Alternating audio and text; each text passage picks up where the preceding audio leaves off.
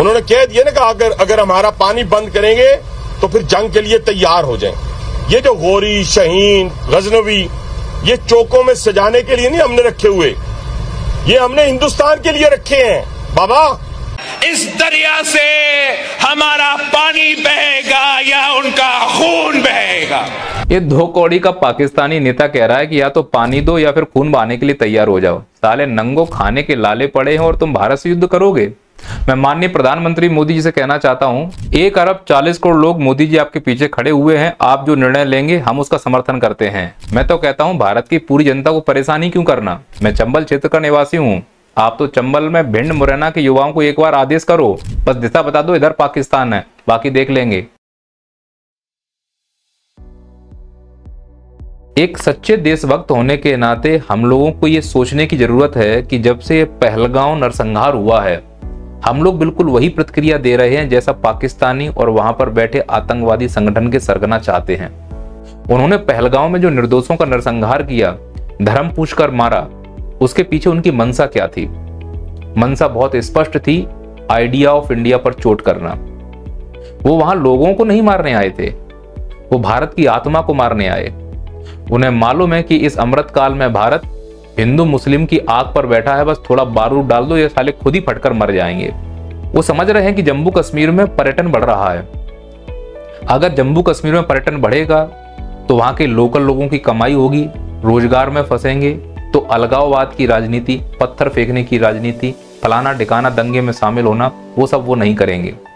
वो अगर सब वो नहीं करेंगे तो जो आतंकवाद है उसकी कमर टूटना शुरू हो जाएगी। उसकी कमर ना टूटे इसीलिए ऐसा माहौल बना दो कि एक मुस्लिम ने हिंदू को मारा। और ये बात सही है कि जो मार रहे थे वो कलमा पढ़वा रहे थे, यानी मुस्लिम समुदाय से थे, और धर्म पूछकर मार रहे थे, यानी वो हिंदू समुदाय से थे। लेकिन ये बात भी सही है कि उसमें कई मुस्लिम भी मारे गए हैं जो वहां के क्षेत्रीय मुस्लिम थे, और उन आतंकवादियों से लड़ते हुए सिर्फ इसलिए मारे गए क्योंकि वो हिंदुओं को बचाना चाहते थे। और शायद वो चाहते थे कि वो अपने मंसूबों में कामयाब ना हो। वो चाहते थे कि जम्मू कश्मीर पर्यटन के रूप में बदनाम ना हो, पर बेचारे वो कुछ नहीं कर पाए और जम्मू कश्मीर के माथे पर एक कलंक लग गया। अब ये कलंक पता नहीं कब धुलेगा। लेकिन उन्होंने हमला इसीलिए किया था कि वो एक जहर घोल पाए हिंदू और मुस्लिम का, वो घुल गया है। अब जब भारत में हिंदू मुस्लिम का जहर घुलेगा, ये लोग आपस में लड़ेंगे तो भारत में दंगे होंगे, तो भारत की सरकार कमजोर हो जाएगी, और जैसे ही भारत की सरकार कमजोर हो जाएगी ये लोग हम पर अटैक करने की कोशिश करेंगे। स्वाभाविक है कि पाकिस्तान की औकात नहीं है भारत से लड़ पाए।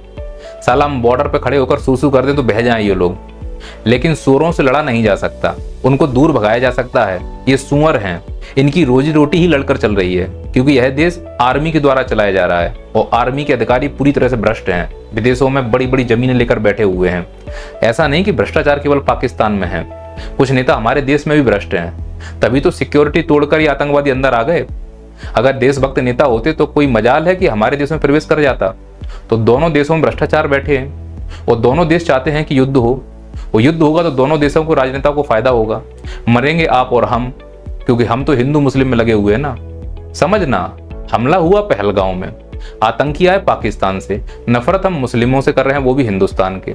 किस आधार पर? हम ये प्रश्न ही नहीं पूछ रहे कि आखिरकार वो आतंकवादी आए कैसे। तो उस मंत्री को, उस अधिकारी को कटघरे में खड़ा करो कि जब जवाबदारी तुम्हारी थी तो ये आतंकवादी अंदर कैसे आए। नफरत उससे करनी चाहिए, या उन आतंकवादियों से जिन्होंने हमला किया। हम उनका बाल भी बांका नहीं कर पाए, हम पकड़ भी नहीं, लेकिन यही तो उनका मंसूबा था पाकिस्तानियों का। अब मेन प्रश्न ये होता है कि सर हम ये किस आधार पर कह सकते हैं कि भारत और पाकिस्तान के बीच युद्ध होने के आसार हैं। मेरे हिसाब से इसके 2 आधार होने चाहिए। एक है ऐतिहासिक आधार, भारत और पाकिस्तान का रिश्ता। भारत और पाकिस्तान के अगर रिश्ते को देखा जाए तो पिछले इतिहास में कई युद्ध हो चुके हैं। 1948 का युद्ध हुआ, 1965 का युद्ध हुआ, 1971 का युद्ध हुआ, 1998 का युद्ध हुआ। और सभी युद्धों में भारत ने इसमें जूते जूते मारे हैं, लेकिन साले सुअर हैं, मुंह उठाकर फिर खड़े होकर आकर। तो भविष्य में अगर कोई ऐसी स्थिति बनती है, सभी स्थितियां सामान्य नहीं होती हैं, तो निश्चित तौर पर युद्ध होने के आसार हैं। और दूसरा, जो कुकृत किया है आतंकवादियों ने पहलगांव में निर्दोषों को मारकर, भारत सरकार, अब विश्व में उसका एक महत्व है, वो डरता नहीं है भारत किसी से। तो भारत ने काउंटर जवाब दिया और पाकिस्तान के ऊपर जो 5 प्रतिबंध लगाए थे, उन 5 प्रतिबंधों में एक प्रतिबंध आपको मालूम हो, सिंधु जल समझौते को रद्द कर देना था। अब इनको पानी नहीं देना है। क्या करेंगे साले पानी का? जिनकी आंखों में पानी नहीं, उनको प्यासा मर जाना ही ठीक है। तो सिंधु जल समझौता रद्द होने से इनके यहाँ कृषि का जो पानी है वो कम हो जाएगा, जल विद्युत उत्पादन में कमी आ जाएगी, मुल्तान कराची जैसे बड़े शहरों में पानी सप्लाई रुक जाएगा, तो वहाँ की जनता त्राहिमाम करेगी, तो शायद इनकी सरकार को अकल आ जाए। और अगर इनकी सरकार को अकल आ गई तो हम लोग दयावान हैं, फिर इनको पानी देना शुरू कर देंगे, और ऐसा हम इतिहास में कई बार कर चुके हैं। लेकिन ये तो साले हैं अकड़ू, घर में खाने को नहीं है लेकिन लड़ने चले आए। पानी बरस जाए तो त्रिपाल नहीं है इन लोगों के पास, लेकिन बमबारी करने की बात कर रहे हैं। तो इन्होंने भी काउंटर में क्या किया, भारत और पाकिस्तान के बीच में एक शिमला समझौता हुआ था, उस शिमला समझौता को पाकिस्तान ने रद्द करने की बात कह दी है। और अगर शिमला समझौता रद्द हुआ तो इससे कैसे युद्ध की संभावनाएं बनती हैं, उसी के ऊपर यह पूरा वीडियो है। पहले ये समझ लेते हैं कि आखिरकार यह शिमला समझौता है क्या और कब हुआ। शिमला समझौता हुआ था 2 जुलाई 1972 को, क्योंकि 1971 में भारत और पाकिस्तान के युद्ध हुआ था। उस समय प्रधानमंत्री थी श्री इंदिरा गांधी, आयरन लेडी।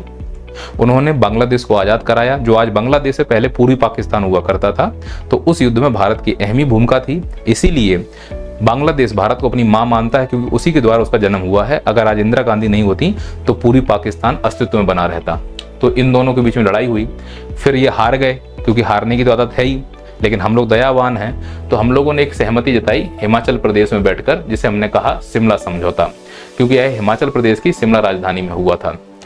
1971 के भारत पाकिस्तान युद्ध के बाद, जिसमें भारत की निर्णायक जीत हुई और पूर्वी पाकिस्तान स्वतंत्र बांग्लादेश हो गया, इसमें यह समझौता किया गया। तो सर, यह समझौता क्या था, इसमें क्या प्रावधान किए गए थे? इस समझौते में बहुत सारे प्रावधान थे, लेकिन 2 प्रावधान बहुत महत्वपूर्ण थे। पहला, द्विपक्षीय का सिद्धांत, मतलब इसमें यह कहा गया कि जो जम्मू कश्मीर का विवाद है वो भारत और पाकिस्तान दोनों लोग बैठकर क्लियर करेंगे, अंतरराष्ट्रीय स्तर पर नहीं ले जाएंगे। और अगर यह समझौता रद्द होता है तो इसका मतलब जम्मू कश्मीर का विवाद अब संयुक्त राष्ट्र अमेरिका में यानी यूएनओ में पहुंच जाएगा। तो इसमें डरने की भारत को जरूरत है? कोई जरूरत नहीं है। भारत का डंका विश्व में बज रहा है। अमेरिका के राष्ट्रपति डोनाल्ड ट्रंप भारत के दोस्त हैं। अब ऐसा हमारे प्रधानमंत्री मोदी जी बोलते हैं। अगर वो झूठे हैं तो फिर इस समझौते का प्रभाव पड़ेगा। अगर हमारा प्रधानमंत्री सच्चा है तो फिर इस समझौते के रद्द होने से हमें कोई प्रभाव नहीं पड़ेगा, क्योंकि यूएनओ पे अब हमारी चल रही है। शायद चीन भी हमारे पक्ष में है, और अगर चीन हमारे पक्ष में है तो ये मौका है कि पाकिस्तान को भी भारत में मिला लो, रट्टा ही खत्म करो साला। और दूसरा इसमें जो था वो है LOC। भारत और पाकिस्तान के बीच में एक लाइन खींच दी गई कि पाकिस्तानी इस लाइन को पार इधर करके नहीं आएगा और भारत वाले उधर नहीं जाएंगे। अगर हुआ तो सीज फायर माना जाएगा और लड़ाई मान ली जाएगी। तो यह LOC भी अब रद्द मान ली जाएगी। तो इसका मतलब आवागमन हो सकता है, छेड़छाड़ हो सकती है, और छेड़छाड़ हुई तो मुठभेड़ होगी, और मुठभेड़ अगर बढ़ गई तो वो युद्ध का रूप ले लेगी। इसीलिए कहा जा सकता है कि शिमला समझौता, अगर हमारे प्रधानमंत्री जी सब कुछ सच सच बोलते हैं और उनका वास्तव में विश्व में डंका है, तो कोई प्रभाव नहीं पड़ रहा है। सालों को फिर से जूतों से मारेंगे। और अगर झूठ भी बोल रहे हैं तो भी हमारी सेना इतनी शक्तिशाली है, उन लोगों को फिर भी जूतों से मारेंगे। इसमें हमारे नेताओं को कोई रोल नहीं है। सेना के दम पर हम खेल रहे हैं, सेना साले जूतों से मारेगी इनको। पाकिस्तान ने इसे क्यों रद्द कर दिया, इसके पीछे के कारण को समझना होगा। पहला, जो ये नरसंहार हुआ था, इस नरसंहार चक्र भारत ने जो भी काउंटर किया था, उस काउंटर के चलते में पहला सिंधु जल समझौता भारत ने रद्द किया, तो इसके काउंटर में बुरा लगा। अब प्यासे मर रहे हैं साला, हालांकि हाथ पैर जोड़ रहे हैं ये लोग। दूसरा, व्यापार राजनयिक संबंधों की सीमित कर दिया गया, अब ट्रेड नहीं होगा। और वहीं बाघा बॉर्डर और अटारी वाला पॉइंट बंद कर दिया गया है। तो इसकी वजह से इन लोगों को बड़ी दिक्कत हो रही है, जिसकी वजह से इनका व्यापार डिस्टर्ब हो रहा है। वहाँ की जनता इनसे नाराज हो रही है, पानी के लिए तरसने वाले हैं। कटोरा तो हाथ में पहले ही था इन लोगों के, बोतल और आ जाए पानी के लिए। मैं तो सरकार से कहता हूँ कि इन लोगों को युद्ध से ना मारा जाए, इन लोगों को ऐसी रणनीति से मारा जाए कि पहले डुबो फिर सुखो, फिर डुबो फिर सुखो। कैसे, मैं समझाता हूँ। इसके लिए हमें मैप देखना पड़ेगा। देखो, ये जो मैप आप देख रहे हो ना, ये है भारत का पश्चिमी तट, मुंबई वाला, है ना। और यहाँ पर है वो पाकिस्तान, कुत्ते की आकृति जैसा देश है। इसका मैप देखोगे जब आप, यहाँ से आता है पेट्रोलियम इसके पास। भारत के पास इतनी पावर है कि वो अफ्रीका कंट्री से, सऊदी अरेबिया वाली कंट्री से मिलकर इसका ये पैसे रोक दे, जिससे इसको पेट्रोलियम मिलना बंद हो जाएगा। तो यह पेट्रोल की तरस जाएगा, इसको ईंधन नहीं मिलेगा।